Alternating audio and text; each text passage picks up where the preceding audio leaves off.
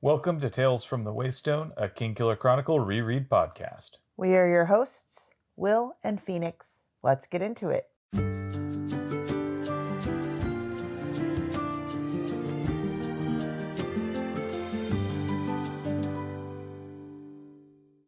Welcome to Tales from the Waystone, Season 2, Episode 46, All That and He's Humble Too, where we will be looking at Chapter 98 of The Wise Man's Fear through the lens of relational parity. Oh my goodness, that name. Oh my goodness. You did a great job on picking the name of the episode. Dripping with sarcasm. Yeah. Anywhoozles, quick explanation of the pod. Each week we'll be examining a section of The Wise Man's Fear through a chosen lens, figuring out what we can take from the text and apply to our real lives, and then we will share a recommended thing of the week. Somewhere in there, we're also going to do a Phronimos, which still isn't written down on my explanation. And this time around, we actually have an interesting fact, courtesy of one of our absolutely wonderful friends on Discord. Finally, we will wrap things up with 7 words from the book and 7 words from our own lives. Before we begin, let's get some disclaimers out of the way. First of all, we are in no way affiliated with Patrick Rothfuss or his publisher, Daw Books. Second, I don't know that this needs to be said any longer, but I'm going to say it anyway. Spoilers. Spoilers for the Kingkiller Chronicle, and almost certainly spoilers for a lot of other media that we're not necessarily going to avoid talking about. We're nerds. Also, a word to our community. Please be kind to yourselves, one another, and the creators of the worlds we love exploring. Also, for those of you who do not listen to the end of this, we do have a Patreon. And every solstice and equinox, we release a Patreon-exclusive pod for those that like the Sandman comics. And we will be reading and recording that next episode soon, to be released in June. That one is going to be the collected volume number 6, I believe, of The Sandman. And we're really looking forward to it. And if you're interested, there is a 14-day free trial of that specific Patreon tier available, where you can go listen to all of our past episodes of that pod, as well as some of our breakdowns of things like The Princess and Mr. Whiffle. We'd love it if you check those out. I think you will enjoy it, but I am also very biased. Much like the last episode, we will be mentioning things about sexual assault because, quite honestly, pretty much all of the discussion around Felurian is Kvothe being assaulted, at least in the beginning, before he takes back his agency and decides to continue. But even then, this whole episode seems very manipulative and very ooky to me. On with the show. Thank you very much. Yeah, so we're talking about Chapter 98, The Lay of Felurian, and we've really only got 2 characters here, just Kvothe and Felurian, going back and forth. And one of the things that you have to remember through all of this is Kvothe is a really unreliable narrator. Oh my goodness. Like, I'm just sitting here like, okay, yeah, we get it. You think you're great at everything. Especially this. You think you're smarter than everyone. You think that you are smarter than Felurian, who is infinity years old. You think that you are one of the world's greatest songwrites. You also think that you're one of the world's greatest lovers. Oh boy. Here's the thing. I think that it's not that Kvothe is this great lover, it's that Felurian has low standards.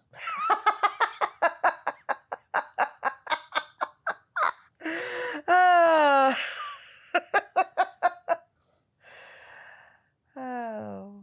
I mean, the pickings have been slim, so yeah, I don't think that she really has super high standards as to what she considers great lovemaking.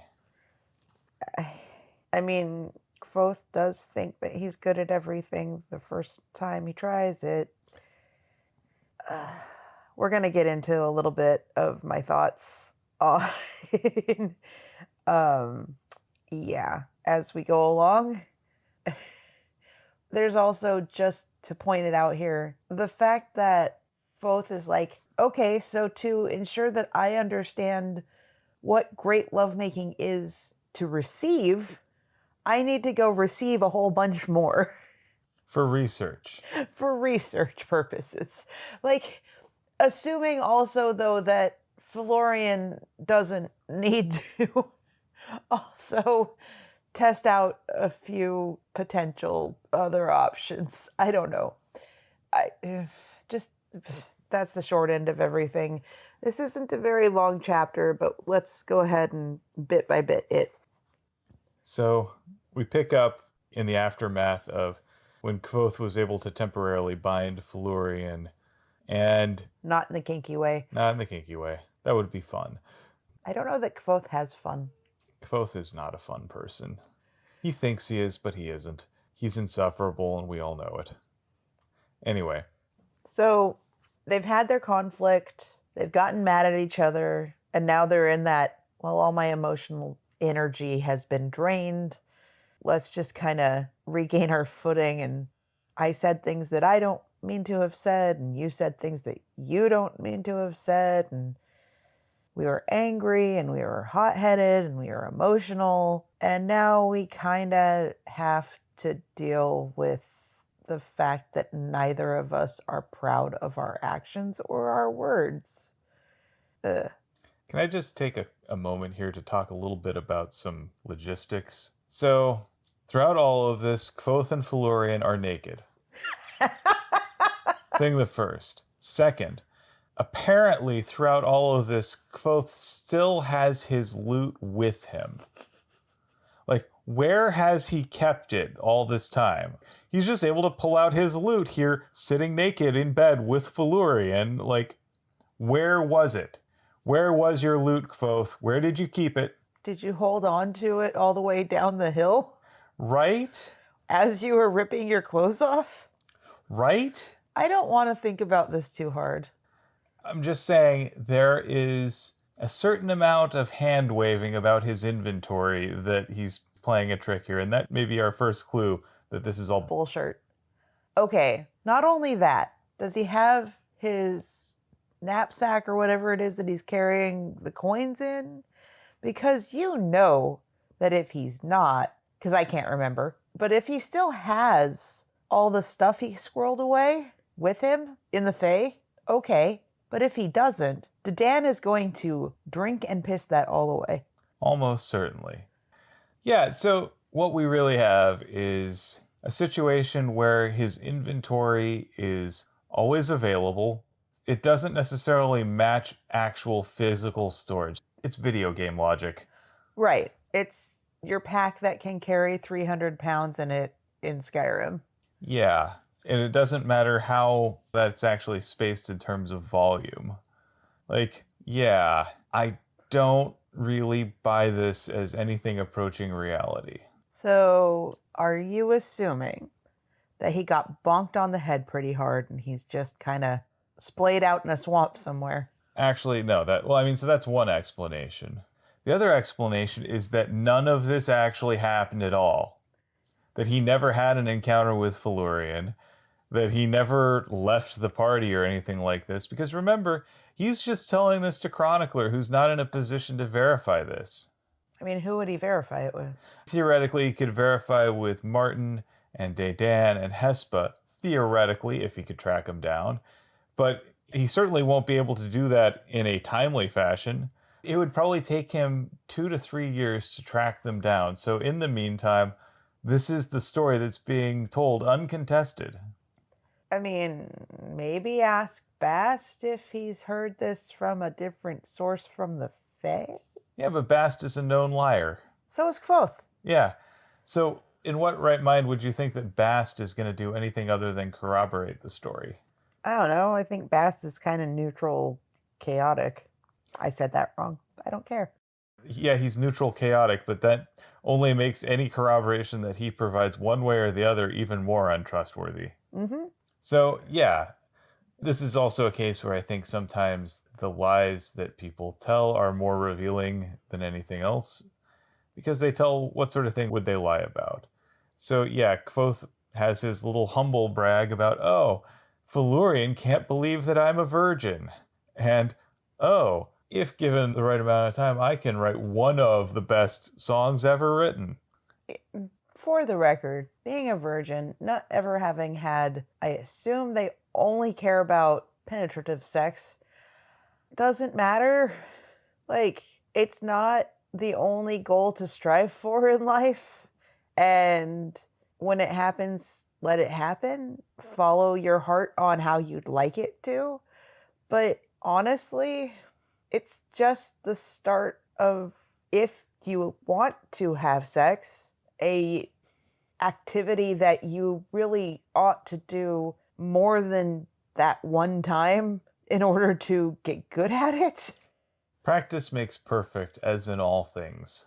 Right. I don't see why this has to be like so focused on, oh my God, you lost your virginity.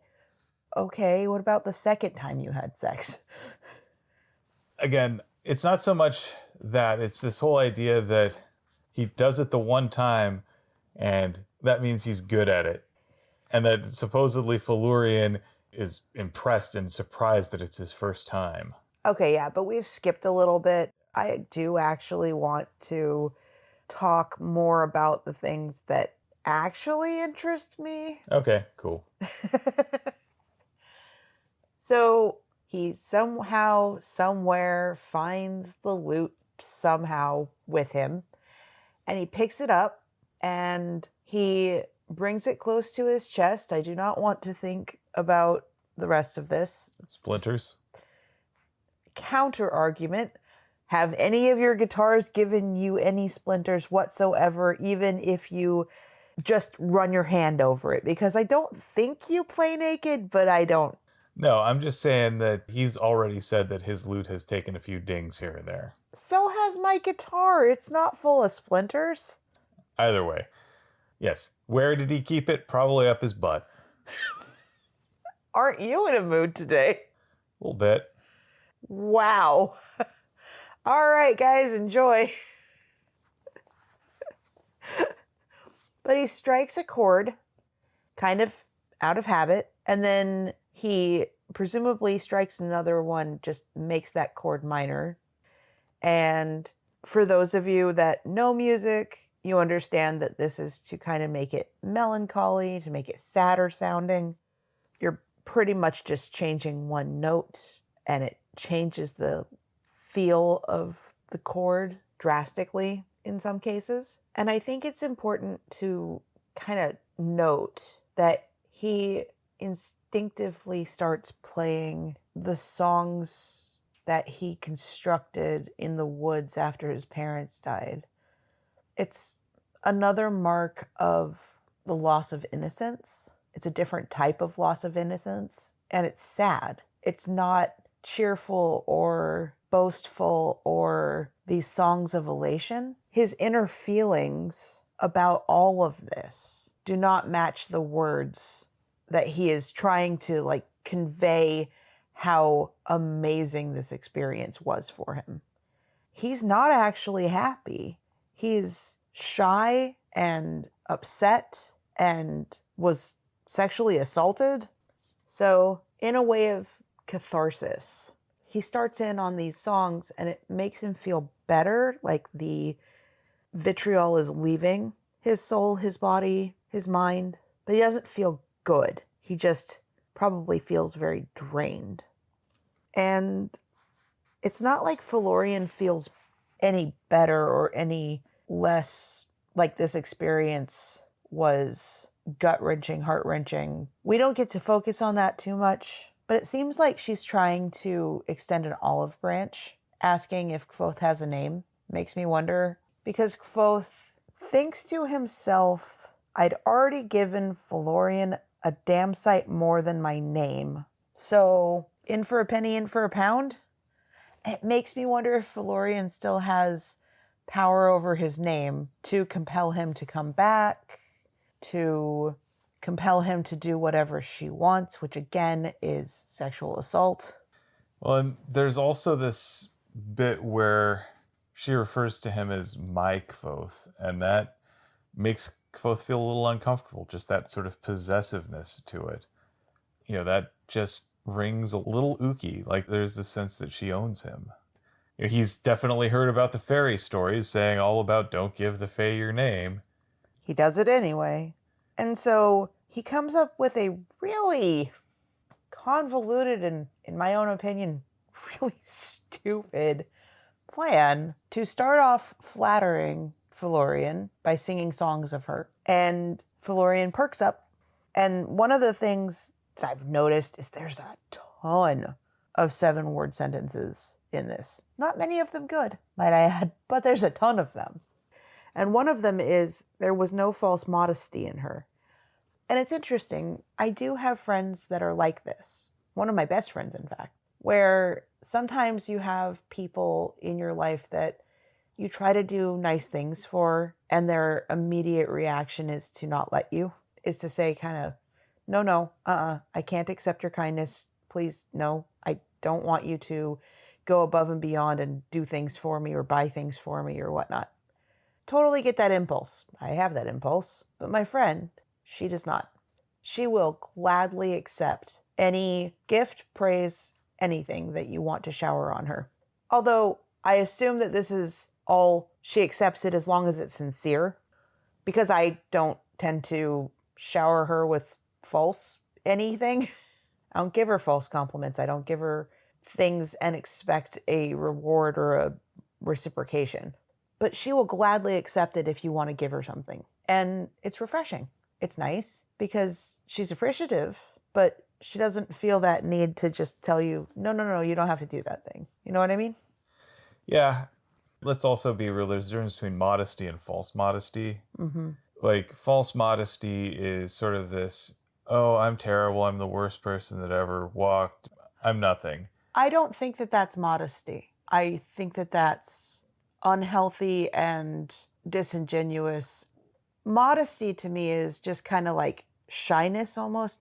Even false modesty, I don't think is, oh, I don't deserve this in a negative, terrible to yourself, I'm the most awful human being ever kind of way. It's more of, oh, you didn't have to do that for me. False modesty, I think, can take many forms, but the key element about it is that it is false.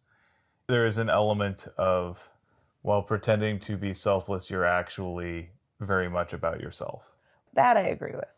And it can take multiple forms. Sometimes it is in ruthless self-deprecation. Sometimes it can take the form of refusing to take a compliment, things like that. Actual modesty, or humility, I guess is probably the best way to describe it, is really just accepting that maybe you aren't the best judge of your own character or your own qualities. And so when other people give you an assessment, you don't argue one way or the other. And when they say something kind to you, you say, thank you, that means a lot. Or if it's something negative, you say, okay, I can buy that. Well, as we go along, Kvothe's songs become less and less effusive, less and less complimentary, less and less flattering. They just get clumsier and clumsier. They have the effect that Kvothe is trying to manipulate out of Felurian. He's doing this on purpose. He's doing this rather clumsily. Felurian is not as big of an idiot as he seems to want to make her out to be.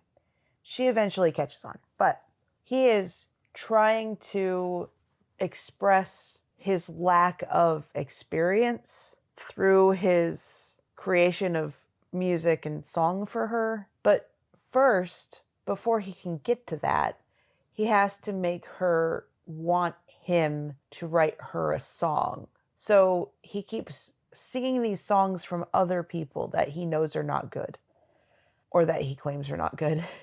And borderline, and not so borderline eventually, insults her with how terrible this crap is. I think this is what rubs me the wrong way. Like, he's basically negging her in a form of emotional manipulation to try and free himself from this situation. Oh boy, do I hate this. So I know that I'm blunt, I know that I'm straightforward, and I know that sometimes I can be rough around the edges, when it comes to how I talk directly with people. But this is bullshit.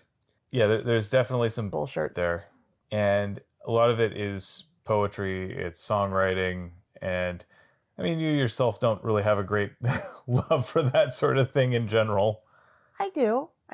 I like metaphor. I like literary prose. I really do. Otherwise, I probably wouldn't like these books.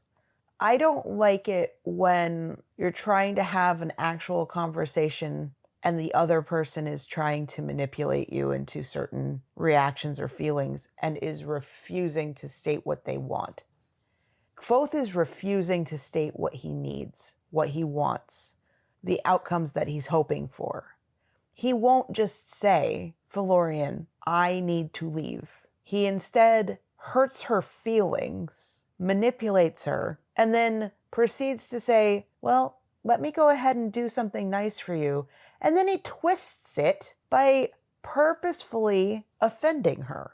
And not only that, he kind of leaves it hanging. He does the equivalent of going into a guitar shop, picking up a guitar, plugging it into the loudest amp you can find, and then just doing the first 3/4 of the riff to Smoke on the Water.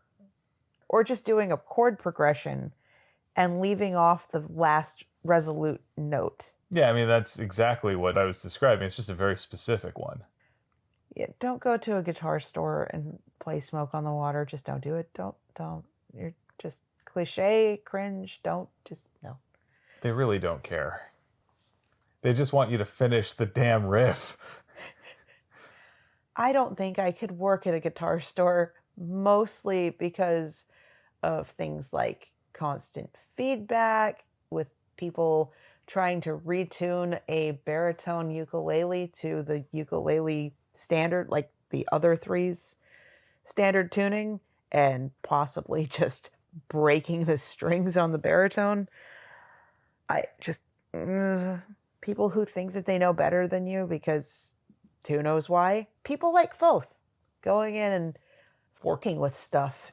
Yeah, it just... Like, he starts off with his song fairly standard poetic, and then ends with, her skills in love they do suffice, and close embrace men find her nice. Look, I'm not going to claim that I am a great songwriter or anything like that, or I'm a great poet, but even I know that's kind of lame. Like, he abandons his rhyming structure. Not only that, but he's doing it just to irk her. And she recognizes that. She doesn't like this. She's not putting up with his bullshit. Also, even when he seemed to be sincere, like at the beginning of the song, it's not that good, Kvothe. It's fine. It gets worse on purpose, but it was only ever fine. And then just the rest of this can be boiled down to Felurian being annoyed, and then Kvothe feeling a lot of shame over being 16 years old and never having had sex. He doesn't need to be ashamed of that. Like, there's no reason for him to be ashamed of that. First of all, he's 16. A lot of people haven't, with anyone, most people, I would probably say, I don't know the statistics, but most people, to my knowledge, are probably a little older than 16 when they first have sex. That's okay. Some people never do have sex, and that's also okay. You don't need to be ashamed of it. You also should not be ashamed if you do have sex. I would say that there are levels of emotional maturity that mean that you'll either have so much weight put on like your first time, or so much weight put on whether or not you're doing that with your girlfriend or boyfriend, or they friend, joyfriend, partner. Like, we put so much weight on that particular activity as a society rather than building up an emotional intimacy. We all just kind of zero in on whether or not you've had that physical intimacy. And for some people, it's just an activity you do together. And for some people, it's something that has a lot of emotional weight. And I would say that when you're younger, it's harder to untangle, and it can hurt more to kind of process all of it. So growing up in a fairly conservative religious environment, sex was freighted with marriage, and the whole idea that you might have sex with someone before marriage was something that was just seen as absolutely horrible. And It's not. it isn't. But I remember my first time was I was 21 years old and feeling a lot of conflict over it. I had to figure out, okay, do I hold to this value that all of my family and socialization had drilled into me, or do I leave that behind? And that was tough. Like, that was a lot, right? Because, like I say, I came up in an environment where if you had sex with someone, the expectation was that you were married. And maybe you might try and say, okay, we had sex, so now we need to get married because we're this serious. But no, I did not marry my first sexual partner, and I'm glad for that. I wish them no ill will. I know that we weren't necessarily a good couple, and neither of us were ready for anything like that. So, I would also say that, seriously, there is a huge difference between being okay with having sex with someone and wanting to be married to them. oh yeah. Like, wanting to have a physical relationship that includes sex with someone is perfectly fine no matter what your relationship status is. You can be friends with benefits, you can be just casual acquaintances, you can be super serious, you can be married, you can be whatever you want to have been. But other people shouldn't dictate your level of comfort and or consent and or vulnerability towards it. Yeah. It is very difficult to shake off a lot of those things that you're socialized in. Oh, I know. I was convinced that you have to be sexually attracted to people. I didn't realize till I was 30 that asexuality was a thing, that I don't have to be sexually attracted to anyone, and that also romantic relationships do not have to be sexual. And romantic orientation doesn't have to match your sexual orientation. Most people, these things match. Some people, they don't, and that's okay. And honestly, like, I should not have married my first sexual partner, if you want to call him a partner. The two things did not need to be coupled. You can have fun with people without wanting to be in a serious emotional relationship with them either. And that's okay too. As long as everybody involved is open and honest and consenting, yeah, Yep. that's literally all that matters. No shame. I like to think that, when my partners and I have split, that at least we've left one another in a better place. And while there might still be pain and suffering because breakups do suck, I at least like to hope that we've both learned something about ourselves. Also, my goal is to not ever hurt people in a way that I wind up being the reason they go to therapy for a bad reason. I mean, I would love to be the reason that people go to therapy, as in, I tell people, hey, you need to talk to a professional and it will help. I do not want to be the one that causes the emotional pain that requires therapy to address. Anyway, let's go back to Kvothe purposefully making his lover angry so that she'll let him go. Yeah, so his gambit is basically he's going to write a bad song and then claim that the reason that it's bad is because he doesn't have anything to compare it with. You're my only partner so far. You took my virginity, which, again, made up concept that doesn't really matter. Anyway, and then again with the Kvothe is clearly making this part up. She's shocked that he was a virgin, that he has no experience. And then he says something that I do actually think is smart. He needs more experiences in order to ensure that he's actually understanding whether or not she's good at it, whether or not he's good at it. He needs more experiences so that he can get better at making sure that she feels better. And in turn, that will probably make him feel better. Like, that is the one and only time that I can agree with Kvothe's choice of how to address this whole thing. I think that this was a stupid gambit. I think that this is ridiculous and dumb, and their interactions would be so much better if they would just talk to one another plainly. I realize she is one of the Fae, and that is not how she was socialized. It's kind of like people from southeastern United States, basically taught to obfuscate any of their true feelings if they are so-called negative feelings. Ugh.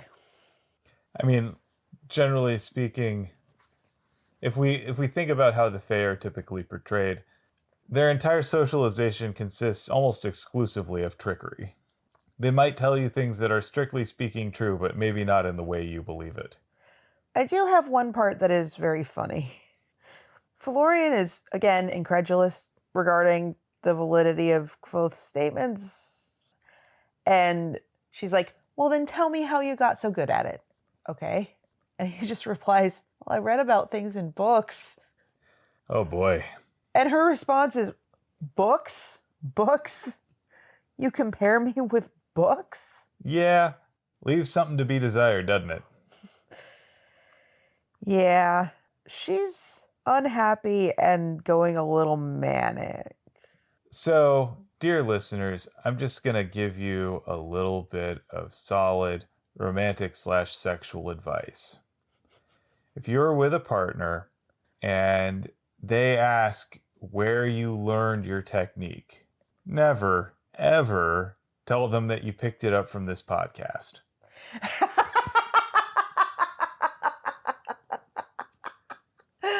That's not where I thought you were going with this, but you're right. You shouldn't. Especially not this podcast. Nope. Mm-mm.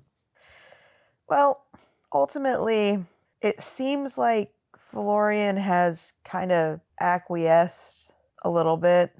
She's like, well, if I let you go, will you come back? Show me what you've learned? And Quoth is just dumbfounded by the idea that she'd want him to come back. But I mean, he's not going to say no, right? Yeah. And then we end the chapter with a little bit of brown chicken, brown cow. And again, let's talk about the mechanics. He's got his loot with him. Well, he's got to set it aside, make sure he doesn't crush it. Yeah, I mean, I'm just going to say, how big is this bed? We've got a king-size bed. I would never put my guitar down on it and then proceed to have fun. I don't presume that the loot is still on the bed or in the cushions. It's probably off to the side. Either way, I seriously doubt that any of this actually took place. I think this is the sort of thing that one might say to burnish one's reputation. I think you're thinking about this entirely too much and too hard. Well, I can tell you this, I've thought about it more than Pat Rothfuss has. You don't know that. He might have thought about this a lot after he published the book. Yeah, that's true. I think he came in for some stick over this.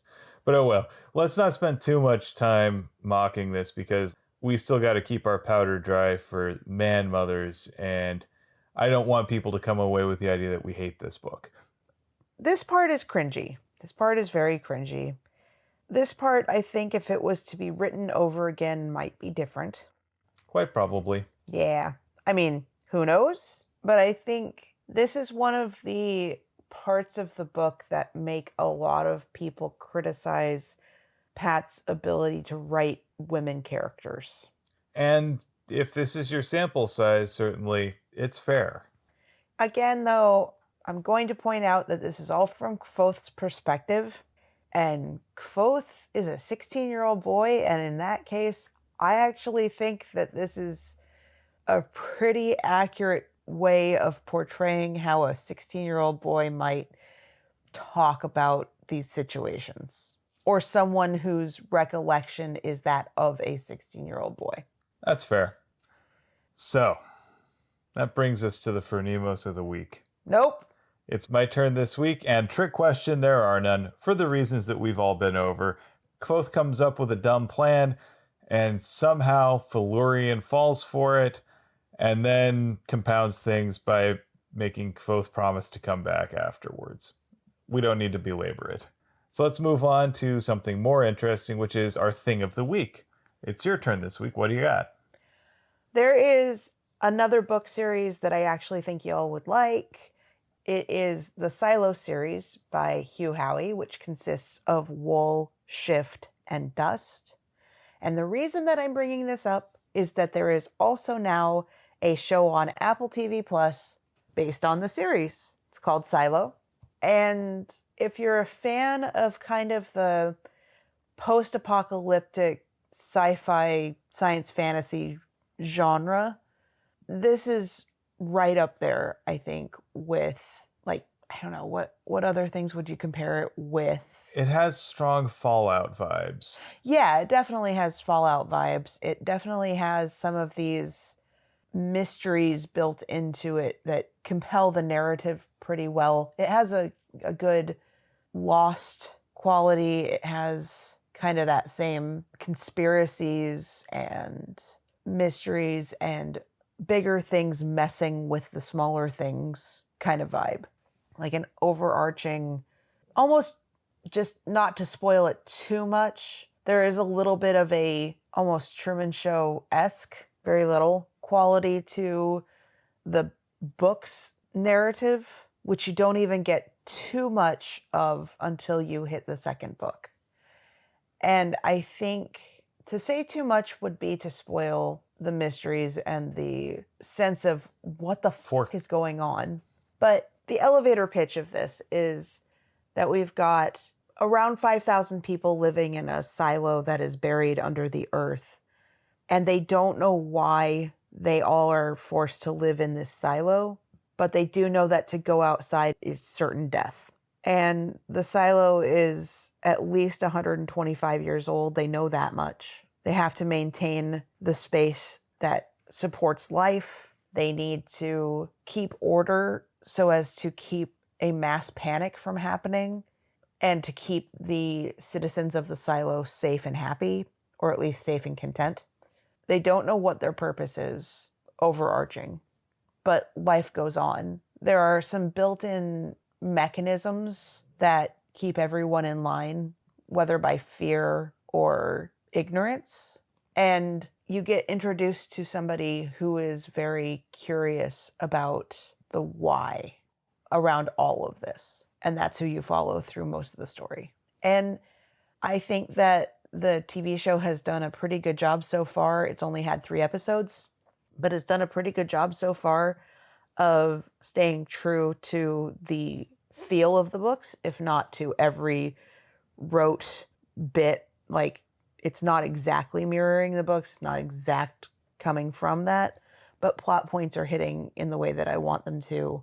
And the kind of creepy, oppressive feel is there.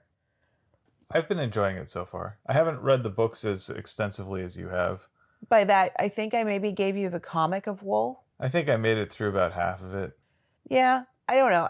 I like the books. I have had to restart them, and I had to listen to the second and third one instead of read them because I kind of got stuck in a place where I couldn't just compel myself forward. But I was curious always about the mysteries, but maybe not compelled by the writing as much, which isn't fair to say because, like, everybody likes a different style of writing or reading or whatever.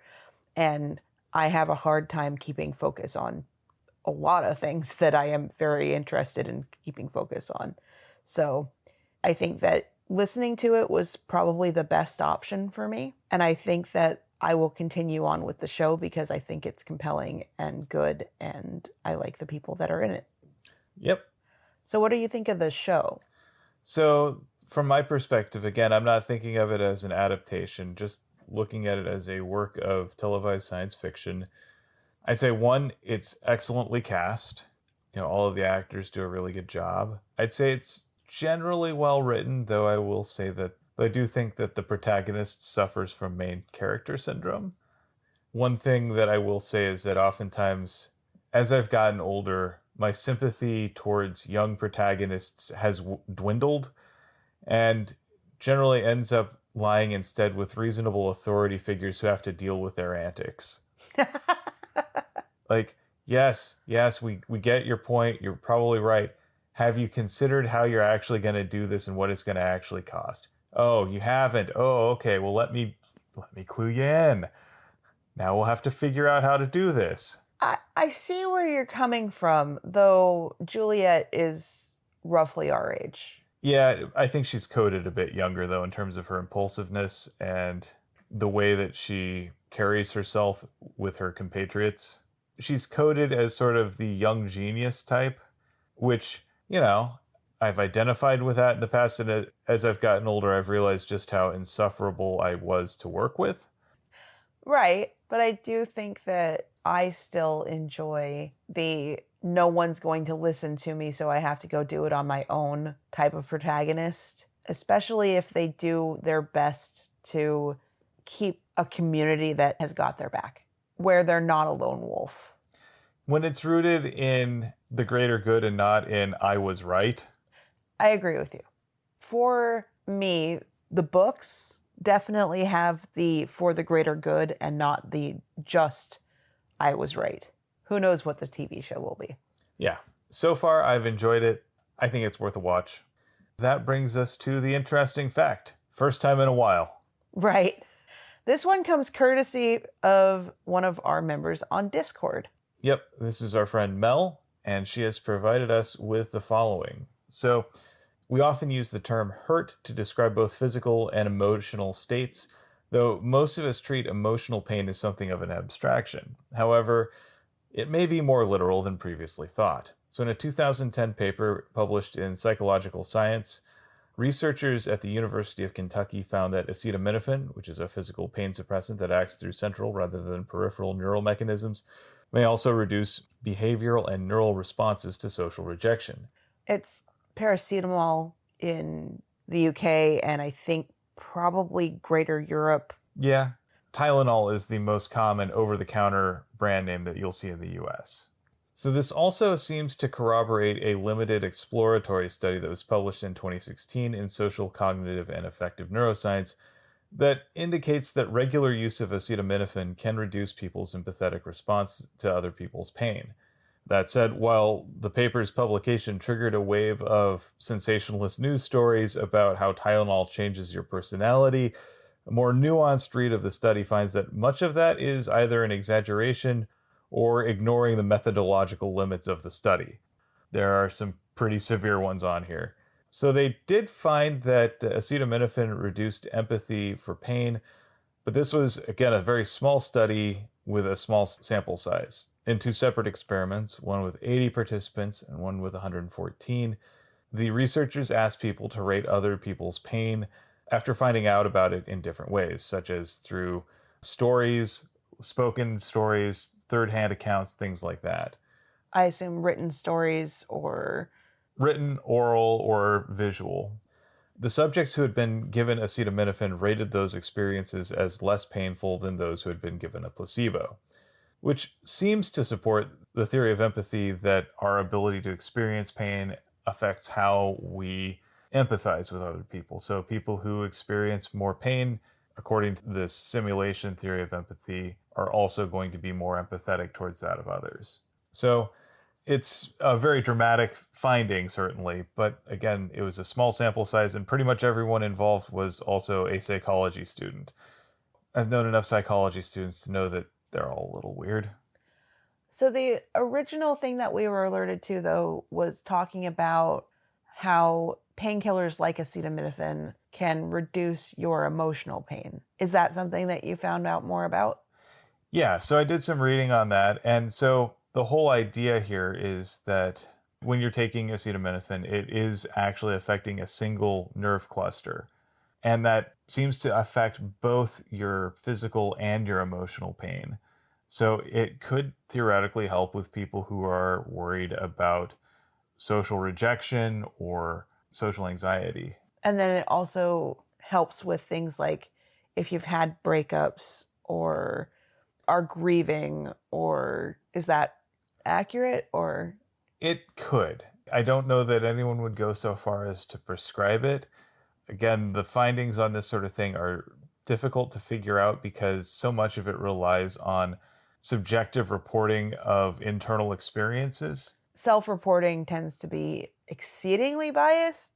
Yeah, I mean, they did do some fMRI imaging that could show how the brain was reacting in response to these things. But even then, translating an fMRI image into a subjective experience is a tricky thing to do, just because you have to account for differing brain chemistry to start with in people, and you need a pretty large sample size to draw any definitive conclusions. And I think at this point, you could maybe make a case for correlation, if not causation. Gotcha. So it was pretty interesting to me. So with that, let's go ahead and move into 7 words. You have the books this time? And like I said earlier, there are so many 7-word sentences or fragments of sentences in this. The odds are good, but the goods are odd. I don't like most of them. And I think, like, the one I like the most, I think we've said before, because this happens to show up a few times. And that's half a loaf is better than none. And, I mean, most of this is cringy, lovey stuff. Some of this is boastful, like, I don't mind being called a liar, because Kvothe acknowledges that he is one, and then he also invalidates that by saying, I just don't like being called a liar when I'm telling the perfect truth. I don't like most of my options. So which do you hate the least? Books? Books? You compare me with books? That's what it is. Because that's literally the only part of this that really made me laugh, a genuine happy laughter, rather than just that kind of embarrassed for the characters kind of laughter. Fair. This is a rather cringy little chapter. That's all I got. That's fair. Like I say, the odds were good, but the goods were odd. 'Tis true. What are your 7 words from life? So lately, I've been on a bit of a typo negative kick. I've been listening to a lot of their stuff on vinyl.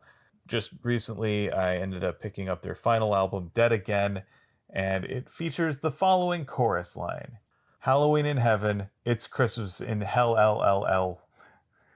And it's a legit banger. It's been stuck in my head for a while here. So now it's stuck in your head. You're welcome. It would only be stuck in my head if I knew the tune. Now I don't think I'm going to seek it out. That's fine. I can show it to you. But that doesn't mean that I have to listen to it. That's true. But for those of my friends who might like to listen to some goth metal, this is a good one. I gotcha. All right. So there is something else that we probably should talk a little bit about before we completely go. Mostly, I didn't want to bring it up too early because I didn't want to focus on it for very much of the podcast, because that's not what this is about. But I would feel awful if I didn't at least mention it. So as many of you are probably aware, especially if you've been listening for a while, we're cat lovers. And our family for the last few years has consisted of the 2 of us and our 2 cats, Sokka and Leela.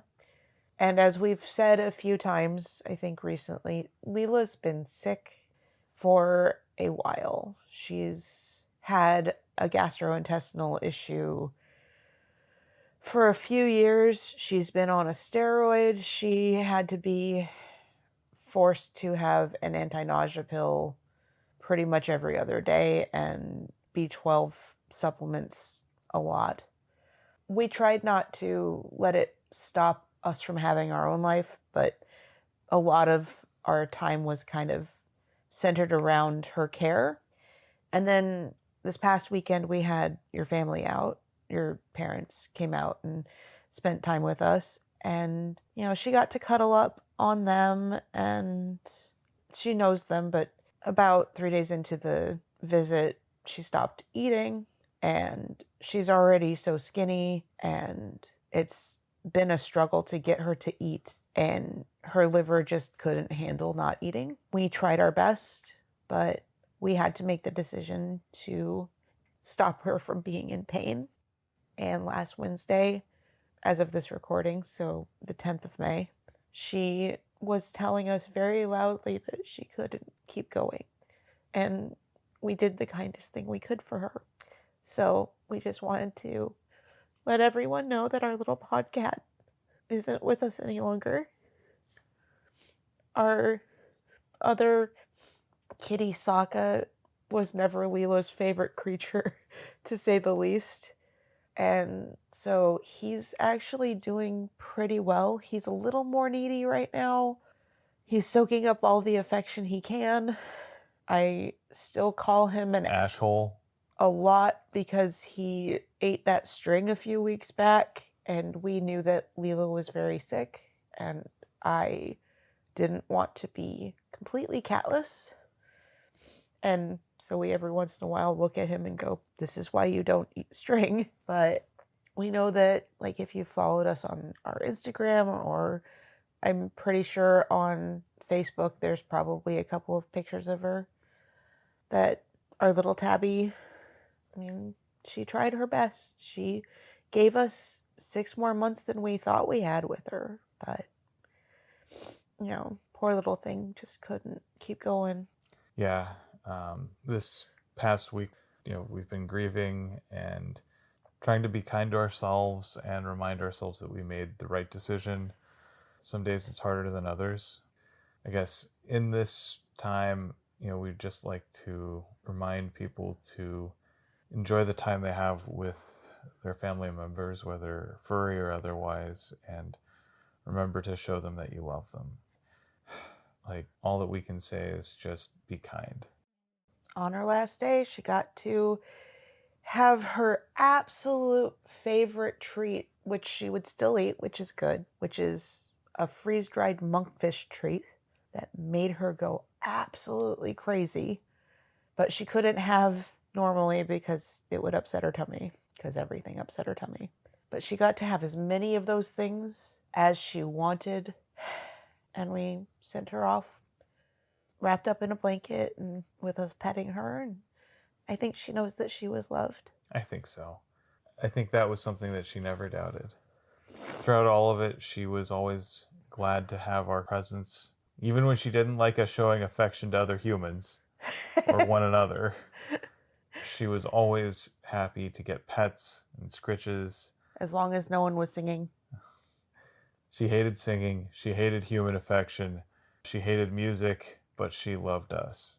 And I think it made her at peace to know that we were with her. And now, back to the regularly scheduled. Thank you very much for listening.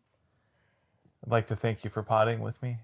Thank you for potting with me. And thanks for listening to Tales from the Waystone. And we need to figure out what we're going to cover next week. And we're going to keep up with the small chapters, I think, because we are dealing with our own lives and our own emotional stuff. So next time is probably also going to be just one chapter. Behind the scenes, for everyone who's still listening, we tend to decide what our next episode will be at the time when we say, thank you for listening to Tales from the Waystone. And then I edit out us discussing how we're going to handle next week and what our lens is. So, yay. And now's the time that we say, join us next time on Tales from the Waystone as we cover Chapter 99 of The Wise Man's Fear through the lens of teenage cringe. we would like to thank our friend Shawnee Jang for our theme music. And many thanks to Patrick Rothfuss for creating a world that we've enjoyed exploring. Audio production, editing, and social media coordination, courtesy of me, Phoenix McCullough. Writing and project management, courtesy of me, Will McCullough.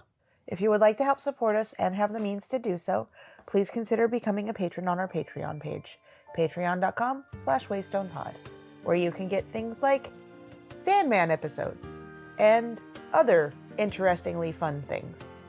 And with that, here's to one more day above the roses. To one more day above the roses. Ding! And also another toast to our dearly loved, dearly departed little Miss Leela Boo. To Leela. To Leela. Ding. Ding.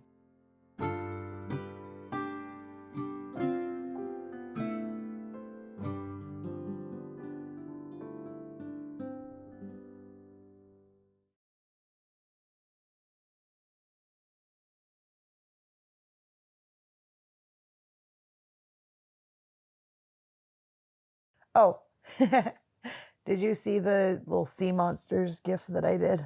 I did. Yeah. It's cute. Like, Suro is great. Absolutely great. But I think Suro of the Seas is a very, very good game with a completely different feel while also still maintaining the same feel, which is interesting. It's an evolution. It's a good evolution. Agreed. Like, sometimes people iterate on things that don't need to be iterated on. And this, they've managed to make two distinct games that are both very good in their own right without stomping on one another. Yeah, it's very obvious that they share the same DNA. It's just, I think that one really carries the possibilities of that game mechanic to a greater extent, and I think it makes an overall better experience. I'm not going to say I think either one of them is better or worse. They're different and fulfill different roles. Okay, that's fair. I just like Zero of the Seas better myself.